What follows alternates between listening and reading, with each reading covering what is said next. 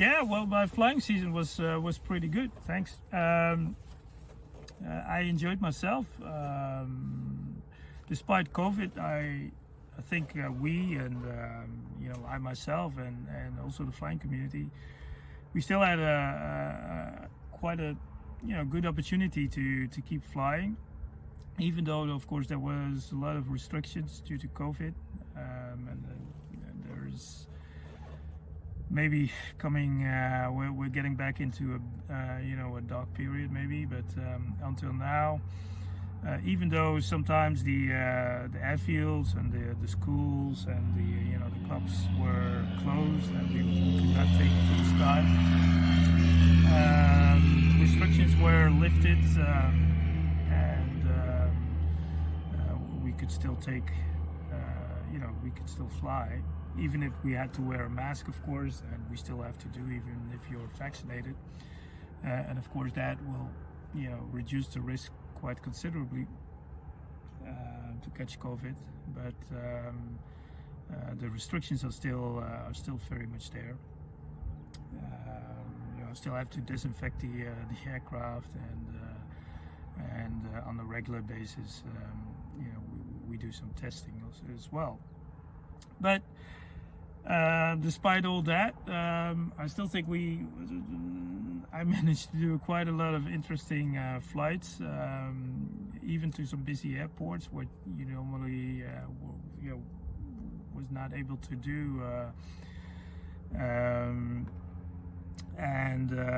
We did some approaches at some busy airfields, and so some parked airplanes. That was very interesting to see, and basically we kept the tower, had the tower a little bit busy by doing our little flights.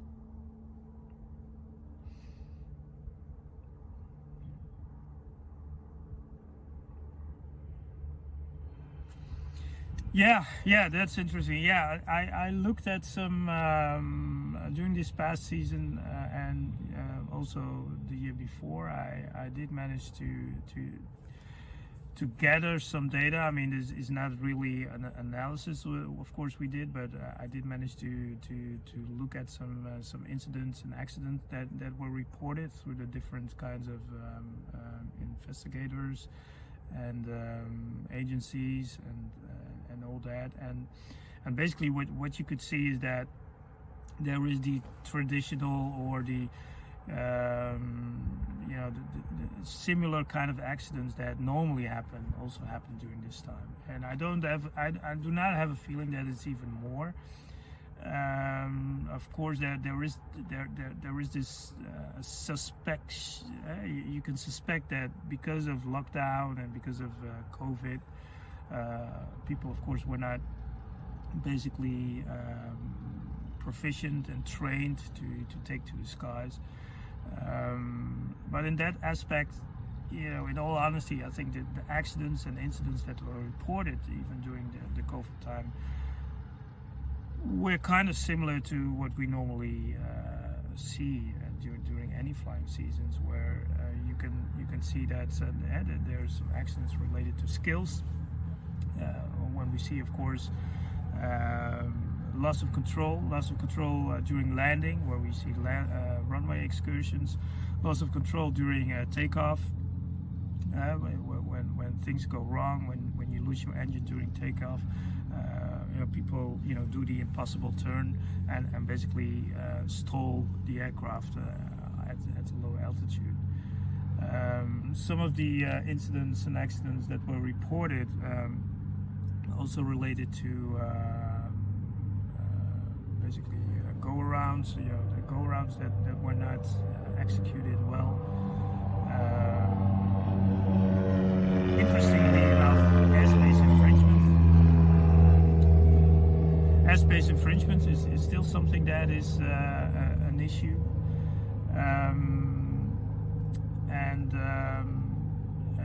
yeah, so basically those kind of incidents we can say are related to skills, and of course if you don't fly on a regular basis, those kind of skills the rust, it's not like you lose your flying skills altogether, but basically, if you don't fly every day, you know, your motor skills and the momentum and the smoothness of all the operation of the aircraft, of course, is not fluid.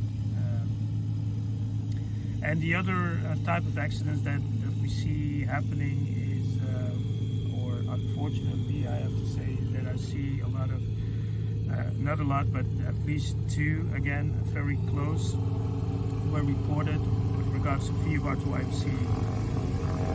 And it's coming in now.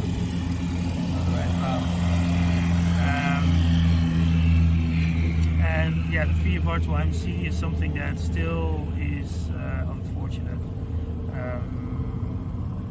Like I said, there was this year alone, this season alone, it's the aircraft I knew. I didn't know the pilots, but the aircraft, which were like based on my home field, both were lost in accidents during a VFR to IMC event, and this is something that we know is one of the most lethal. I mean, if you are in VFR to IMC, if you find yourself in VFR to IMC and you're not prepared for it, it will most likely end up in a fatal accident. So this is unfortunate, and came very close to home here, and that makes me also very that we all as a community have to keep working also on our aeronautical decision-making skills. I think that's also one of the most important things that we need to work on.